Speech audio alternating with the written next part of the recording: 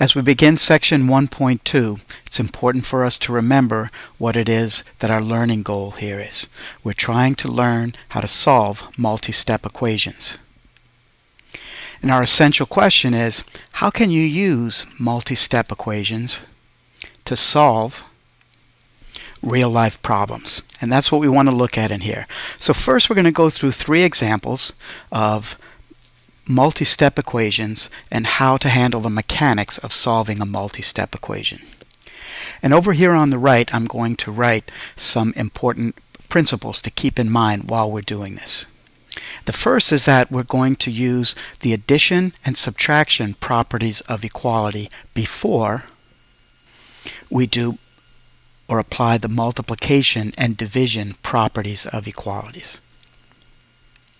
So let's begin with number 1. We have negative 5d plus 4 is equal to 12. And with multi-step equations, we're going to use the addition and subtraction property of equality first, which means we're going to here subtract 4 from both sides before proceeding. We end up with negative 5d is equal to 8.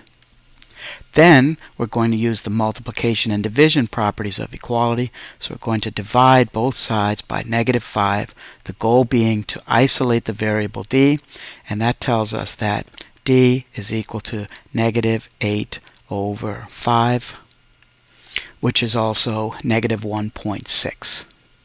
When the question starts out with just whole numbers and you result in a fraction or a decimal, for me it's okay that either of those final forms are sufficient.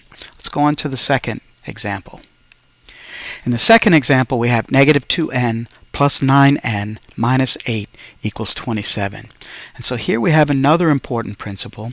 When we're solving multi-step equations, we want to simplify or combine like terms before we do either addition or subtraction or multiplication, division. And so I'm going to add that to my list over on the right. Simplification or combining like terms before we apply addition, subtraction, and before we apply multiplication, division.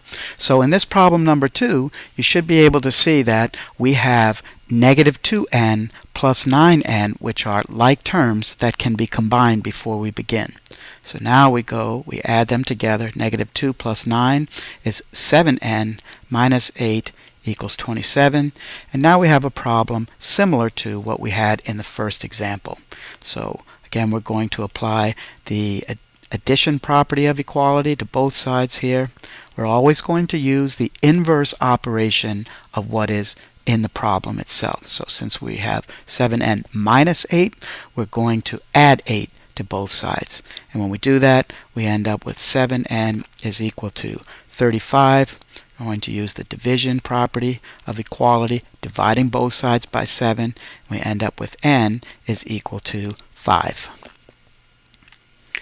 So in this third example, we again have something new that we didn't have in either of the first 2 examples, and that is that we have parentheses with multiplication, or what we call the distributive property.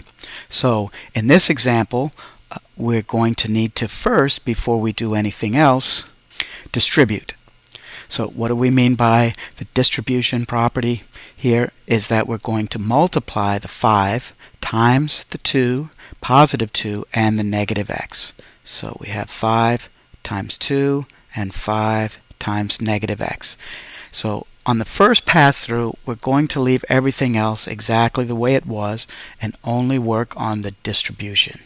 So we have negative 18, which is as it was.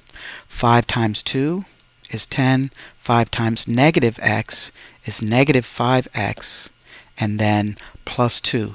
The 2 plus 2 on the outside doesn't get multiplied by the 5 because it's not inside the parentheses.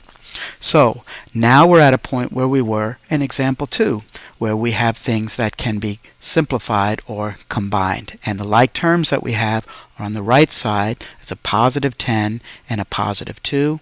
In the next step, we're only going to work on those 2.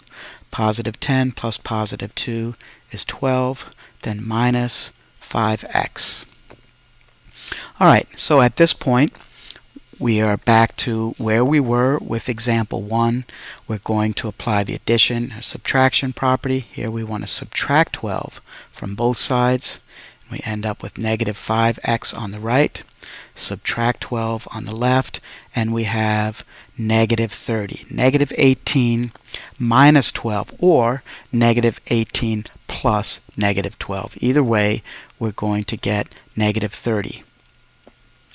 It's not negative 18 minus negative 12. That would be a different problem.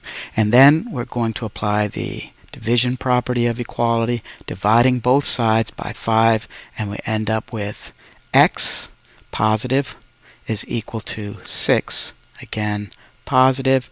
And so these are the mathematical strategies that we're going to use to solve multi-step problems.